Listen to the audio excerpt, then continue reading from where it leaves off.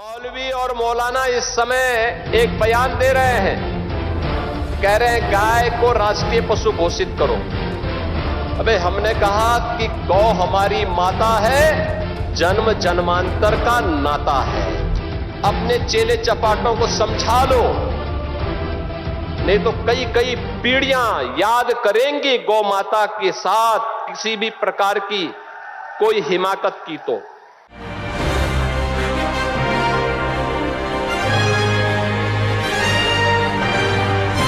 मैं इस समय एक चलन देख रहा हूं,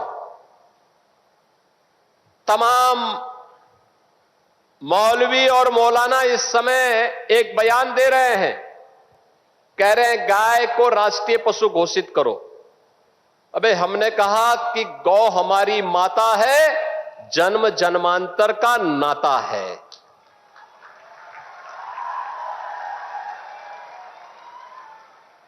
क्या मां और पुत्र के बीच में कुछ घोषित करने की आवश्यकता पड़ती है क्या? क्या किसी पुत्र को बताने की आवश्यकता पड़ती है कि तुम्हारी मां है, इसका सम्मान करो? ये हमारे संस्कार हैं।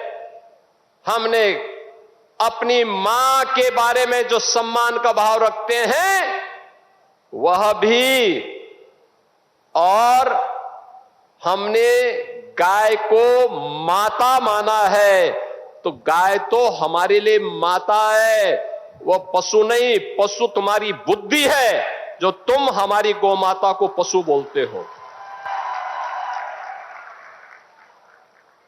तुम्हारी सोच पशुवत है जो तुम गौ माता को पशु बोल रहे हो। और तुम्हारा ये दोगलापन है कि जो एक और गौकसी को प्रश्रय देते हो। मैं देख रहा था बकरीद में तमाम उनके चेले चपाटे अपने सोशल मीडिया हैंडल पर बकर ईद पर गौ माता का चित्र दिखा करके कह रहे थे कि बकर ईद की बधाई दे रहे थे। लेकिन मैं उनको बोलना चाहता हूं, यूपी में गौ हत्या का मतलब जान रहे हो ना क्या होगा? और जान रहे हो तो अगर जान रहे हो तो फिर अपने चेले चपाटों को समझा लो, नहीं तो कई कई पीढ़ियां याद करेंगी गौ माता के साथ किसी भी प्रकार की कोई हिमाकत की। तो मैं पूछना चाहता हूं,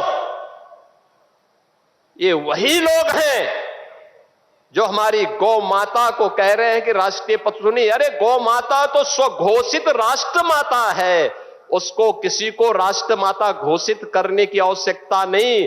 वैसे ही जैसे हमारी माता के बारे में किसी को परिचय देने की आवश्यकता नहीं पड़ती, जैसे गंगा माता के बारे में किसी को परिचय देने की आवश्यकता नहीं।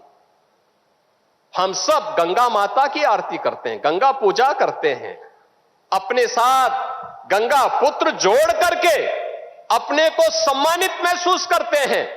हमारे तीर्थ मां गंगा के तट पर हैं, हमारे सारे संस्कार मां गंगा के तट पर संपन्न होते हैं।